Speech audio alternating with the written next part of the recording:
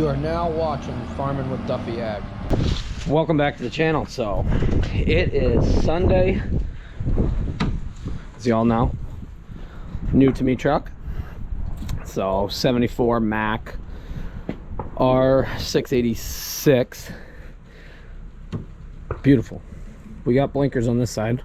I do not have blinkers on this side, so just going through the basics. Gotta get a, I wish I brought the Power Pro. Didn't even think about that. But we gotta order new headlights. That one's burnt out or messed up or something. I guess we'll pop it apart and we'll check, make sure. But put nicer headlights in, because working at night, it's always nice having nice headlights. So got blinkers going on the right, but we have no blinker on the left. So could be this is bad, could be wires bad.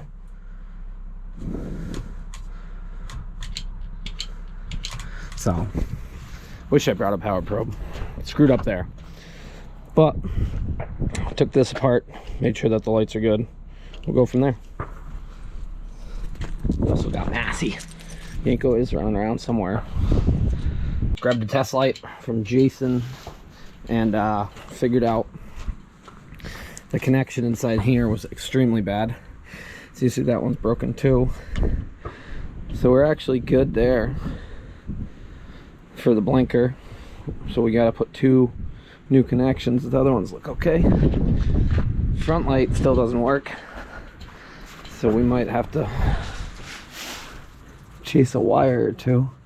Maybe they got a bad connection in there. I see stuff not even connected. But as far as wiring, this one's really not that bad. Like I said, the wiring diagram is behind the seat. So there it is. You can see underneath the dash, there's all your circuit breakers, and that's it. So pretty freaking cool. But I'll have to get those connections, and I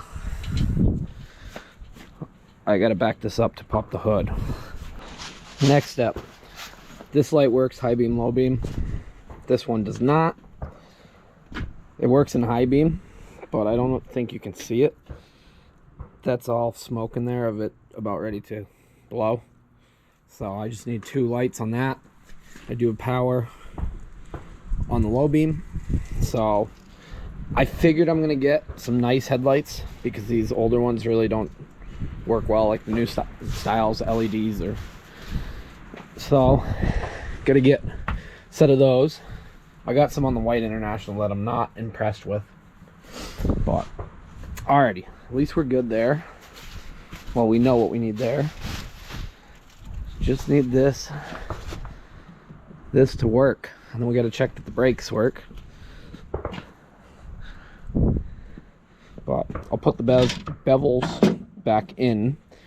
Actually, I'll leave them right in the cab floor, because we're just gonna put them back on. So and I do have to put all of the stuff I need in that cab, so I have it. Yeah, we're gonna check transmission and rear end oil, and motor oil's good. I guess we'll check coolant. I believe it's good, because the heater in here works really, really good. So yesterday it was hot as anything in there. Alrighty, we got all our taillights working. This, we're gonna have to get new housings, which I planned on probably doing a whole new back plate like my other one, and we'll have to rewire this from a junction box up. This in the back does not work, as you see all the wires. So we're gonna electrical tape everything, but I gotta zip this wire zip tied on, because yeah, if you wiggle it just right, the light goes back out. So this housing's got to get replaced. This one's good now. We'll put the cover back on.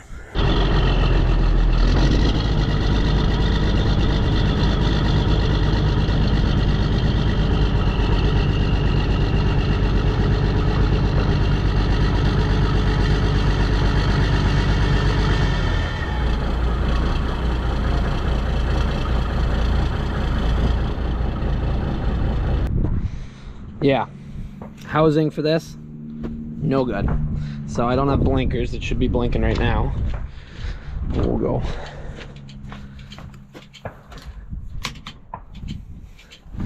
So four ways are on. This one's working. We just have the marker light working. So I'll get a housing for that side.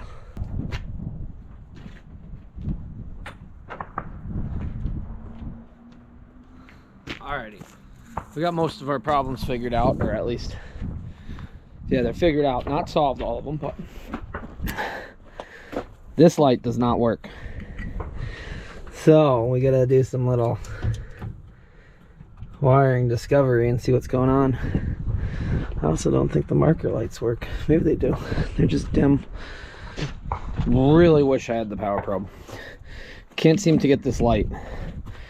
Something's got to be broke along the way. Lights in the side markers. So I'm gonna see about bringing my power probe down. Cool thing is though, I think this is the line for it. Maybe.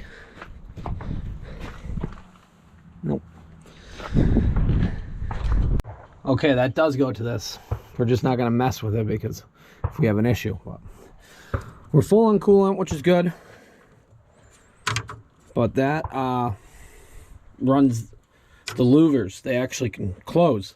So this little piston must pull in. Yeah, it pulls it in or pushes out and it closes the louvers up.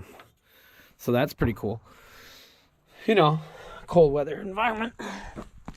But alrighty, we're good with that. We're gonna check fluids.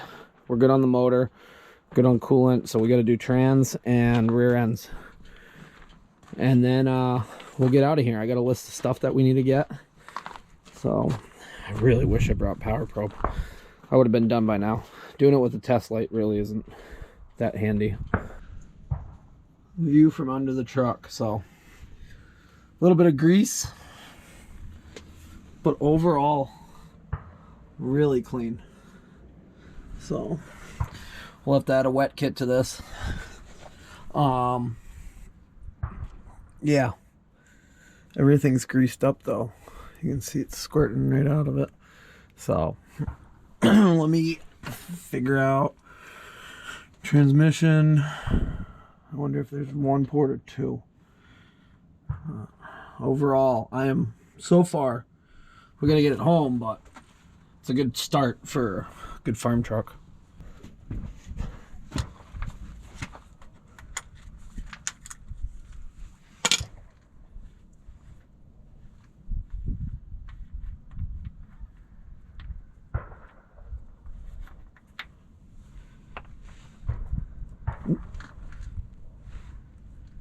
Yeah, it's full. Chock full.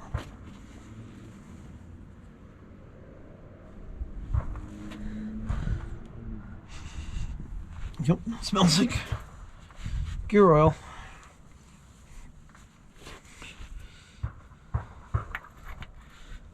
So that one's good. That's the transmission.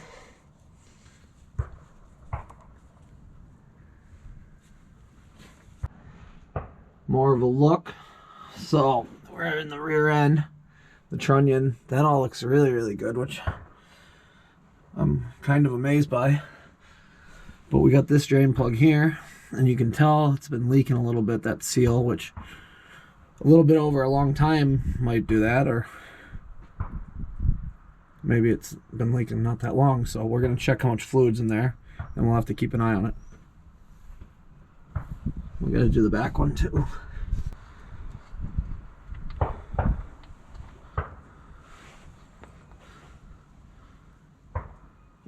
Yep, that's full. That's good. Makes me feel better.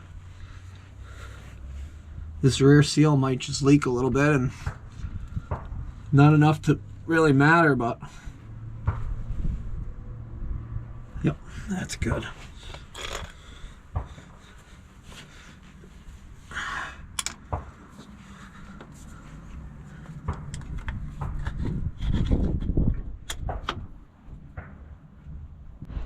Alrighty, let's see about the rear one.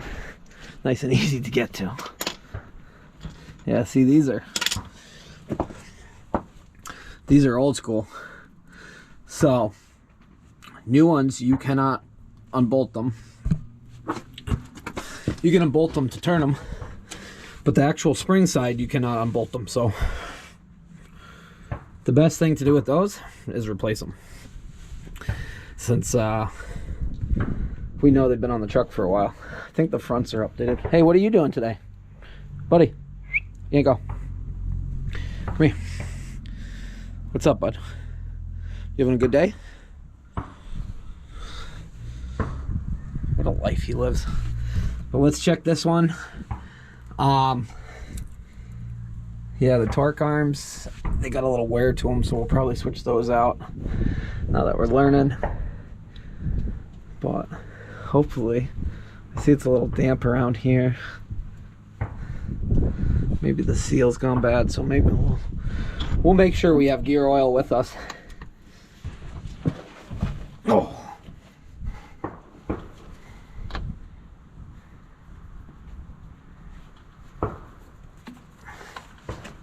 Okay.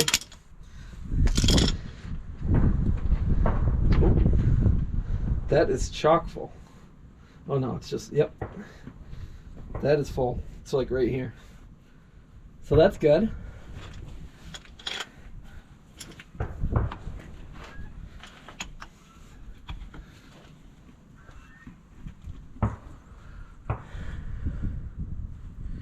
Yeah. Clean that mess up. Is unload everything that I need in here into there, so they got it. So I got all my tools, airlines. You know, you guys have watched the previous video that tells everything about it. So here's the spare door. You can see the gold bulldog on the side, which is really cool. This door is very sharp, so we'll have to swap that out at some point. Since you can see, it's all rotted out. The corners rotted, so minor stuff to switch out, window glass. These things are simple, so. But I got everything packed up in here now.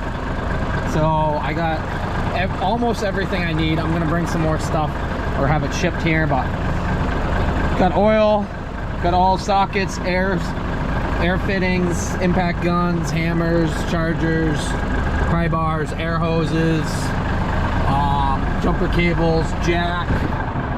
Go around the back here. 2 things of water from farming some bitch when the pickup actually had an issue.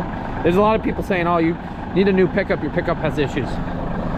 It has been run hard. Power steering, who cares? Nothing too major, but yeah, no, it's been run hard most of its life. So I like tinkering. So fire extinguisher, roadside kit, zip ties, the front cover when we put the light on. We do have 2 things of tire jet, block of wood, another roadside kit. We got everything. So things I need to bring down: power probe. I'm gonna get an air hose because it does have an air hose fitting, and an air chuck. That's always good to have in case we do have to use tire jet. At least we can jack it up, take the air out, and then put it in ourselves. What else? Oh, we should make sure we got a thing, valve stem removal tool. Lights. So we're gonna get a housing. We're gonna get front lights, and that should be it. So I'm gonna get this moved out of the way. I've been letting it run just to check everything over, but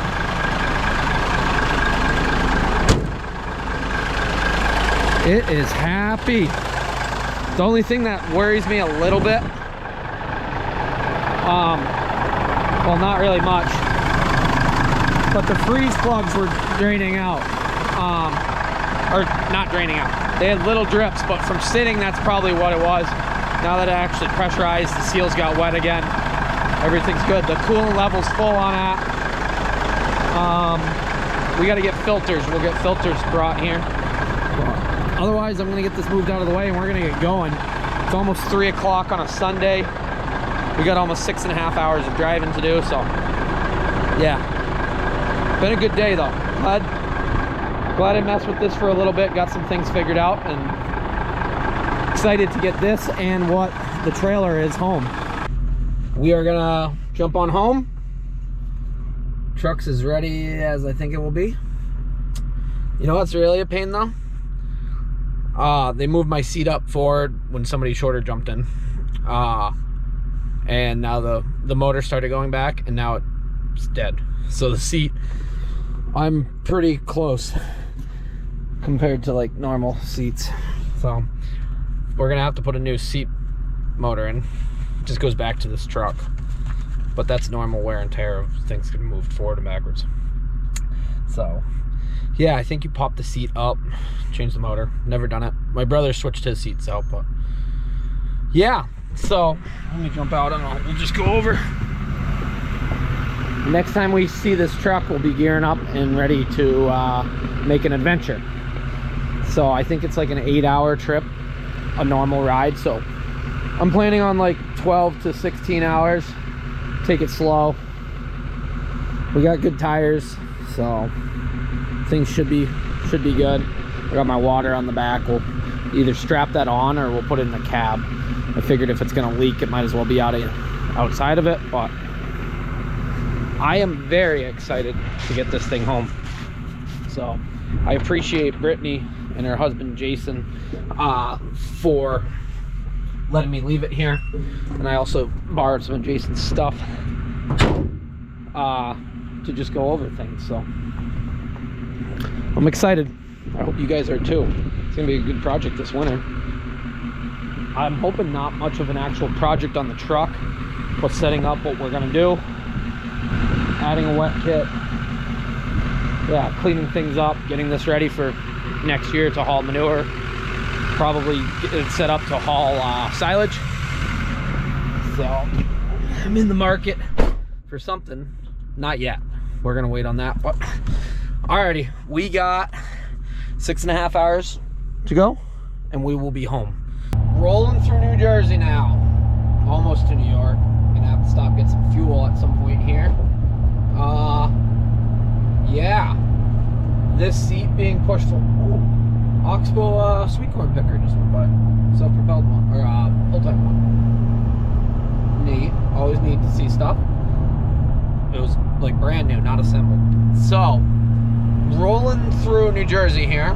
This seat not going back anymore. I might have more issues than just that. It does click, but the back piece doesn't move either. But it is very uncomfortable with my legs cramped up. So, that's not making it as much fun. We got just under 4 hours of driving left. Making good time. Things are good. Hopefully New York will keep it that way, and we will see. But I'm seeing the comments come through on the last video about the Mack. I guess I should have said more about it. I was kind of in my starlight checking it out. So how this came about was Brittany's father-in-law said, hey, my buddy or somebody he knows has a Mack. He doesn't know much about it. He sent me a picture of it from the front and said, give him a call. So I called him, and the guy actually, Dave, told me, oh, who's this? Pollock. That's a local legend. So the guy told me he had put it up for sale and somebody put money down and never came back, and that was years and years and years ago. He said 15 years ago. I don't know. I don't think it's sat for 15 years. It's just not in that condition of sitting for 15 years. It came out of New York and it came with a trailer at the time. So he ran it around doing moving grain trailers and whatnot with it, and then he bought a Peterbilt that you saw in it. So it has sat for a while. The filters on it, I should compare the mileage. The filters on the oil are from 08, and they had the mileage on it too, so I should compare. Where am I going here? Maybe it sat for that long. Maybe it sat for, what would that be, 08, 13 years? So maybe it has been sitting for like 10 years. So I guess it is a barn find, but it was on Facebook Marketplace. I did find it on there after, like 3 days ago. And it had a few more pictures on it. There's no wet kit on it, which usually that is great for me, because even if it had a wet kit for hauling manure, a standard dump pump does not work. It burns up since we have constant flow through it. So we put Gemini pumps on them. I'm pretty sure everybody who's doing anything with lie bottoms or even dump trailers now, I think Gemini is the go-to pump, because it large flow can run continuously without burning out. So that is what is going to go on it. I paid $10,000 for the truck. I'll throw that right out there. My white truck, I paid $5,000. The Gemini pump I put on it was like $3,800, and it's been awesome, but they're very expensive pumps. So I'm excited for the truck. I crawled around all underneath it, as you guys saw. So any issues with those trunnions, I didn't see any from what I could see. So that was exciting. Since yes, I know they can wear out, rot out, crack, be a wreck. But figured I'd give you some updates on that, because I see comments coming through, and yeah, it's always for everybody to see the bigger picture and what everybody else, since I know some of you do read the comments, and it's pretty interesting because some of you answer for them. But the majority of people, I don't think, read the comments, and it is good questions. So, add a wet kit, paid $10,000 for it. It was a barn find. It wasn't a barn tucked away. Yeah, I think it was definitely last on the road in 08. Since it has Pennsylvania sticker or whatnot from 08. But yeah, we're gonna set it up for manure hauling, and that will be, we will go get that and the tanker middle of the week. So that is the plan. But alrighty, I'm gonna keep stepping. Hopefully the bridge is all lit up to show you guys again, and by the time we get there, it's, what is it? It's 4. Oh, we got all sorts of songs going on. That's a good jam. 4:42. So by the time we get up there, crossing the Hudson, it will be dark. Love that the bridge name is correct there. Just saying.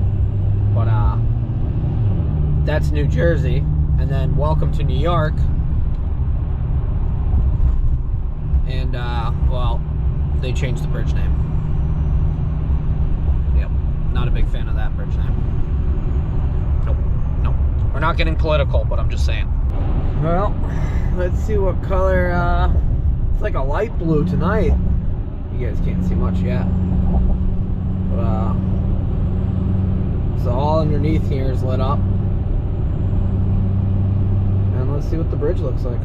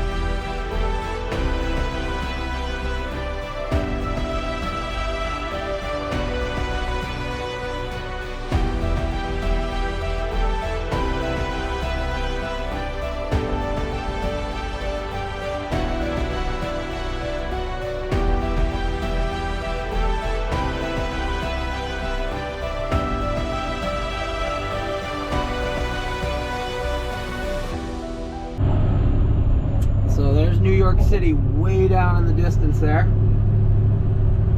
And just like that, we're into Connecticut. So,